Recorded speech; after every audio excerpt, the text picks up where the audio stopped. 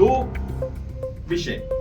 एक विषय है कि हमारे मामले को जो ज्वलंत मामले हैं, जो यहाँ के आम जन सरोकार से जुड़े हुए मामले हैं, यहाँ के बच्चों के शिक्षा से जुड़े हुए मामले हैं, इन मामलों को मुखरता से उठाया गया, जिसके लिए हम सारे अतिथि शिक्षक संघ पूरी तरह से शुक्रगुजार हैं और इस संस्थान के प्रति आभार प्रकट करते हैं। साथ ही जो आपका जो दूसरा प्रश्न था कि जो 14 अक्टूबर को जो कैबिनेट की फैसले थे, जो 14 अक्टूबर को कैबिनेट में जो स्वीकृति दी गई, वहां बड़े साफ स्पष्ट तौर पे था, यहाँ सूबे की सरकार का भी ये मानना कि चूंकि टीचर भी इकलौता विश्वविद्यालय है कि टेम्पोररी में इतने डिफरेंट टाइप के टीचर्स हैं, चाहे वो परमानेंट टीचर का कंसेप्ट आपने सुना होगा, एक टेम्पोररी टीचर का कंसेप्ट सुना होगा। टेम्पोररी में यहाँ एक घंटी आधारित शिक्षक, दूसरी कक्षा आधारित शिक्षक, घंटी आधारित शिक्षक को आप 57,700 रुपए दे रहे हैं, दूसरी तरफ जो कक्षा आधारित शिक्षक है उनको आप 30,000 रुपए दे रहे हैं। यह तो नैसर्गिक न्याय के सिद्धांत के विपरीत और प्रतिकूल है। और दूसरा जो मामला कि सरकार जो फैसला ली है, सरकार जो हमें जो फैसला लेती, अगर संविधान का अवलोकन कर तो बड़ी साफ स्पष्ट तौर पे कहा गया कि जो सरकार है वो लोक कल्याणकारी राज्य है। यह कैसे संभव है? जो संकल्प बनाया गया, जो लोक कल्याणकारी राज्य, जो संविधान का जो मूल भावना है उसके विपरीत और प्रतिकूल बना दिया गया। यह 1609 संकल्प जो 14 अक्टूबर के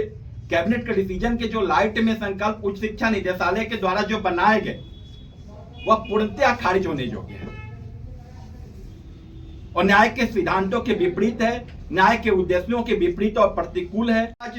पूरे जो रांची विश्वविद्यालय के जो स्नातकोत्तर विभाग जो अतिथि शिक्षकों के भरोसे चल रही थी, जो मॉडल कॉलेज अतिथि शिक्षकों के भरोसे चल रही थी, एक विभाग है सुदूर में जो रांची विश्वविद्यालय का कॉलेज है,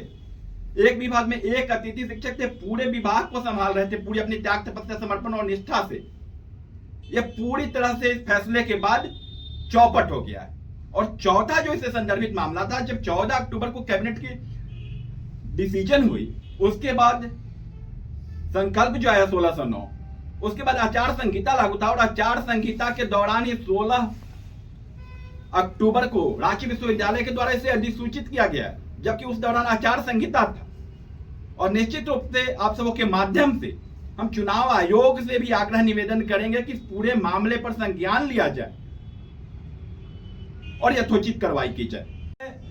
जो सूबे की सरकार है, देश की सरकार है, यह एक लोक कल्याणकारी राज्य है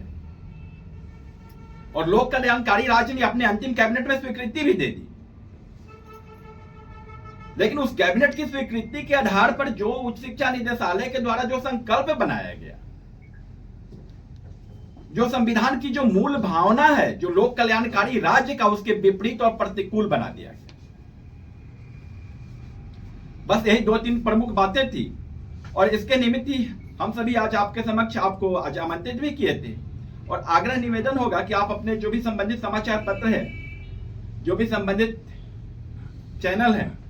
आप सभी लोग इस मुद्दे को, जो जन सरोकार से जुड़ा हुआ मुद्दा है, जन सरोकार से बोले बड़े साफ और स्पष्ट तौर पे। सर, आज 124 शिक्षकों के साथ जो विश्वविद्यालय प्रशासन ने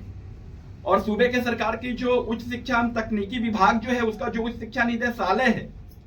कि जो ये 1609 संकल्प जो आया, आप देखें पूरा का पूरा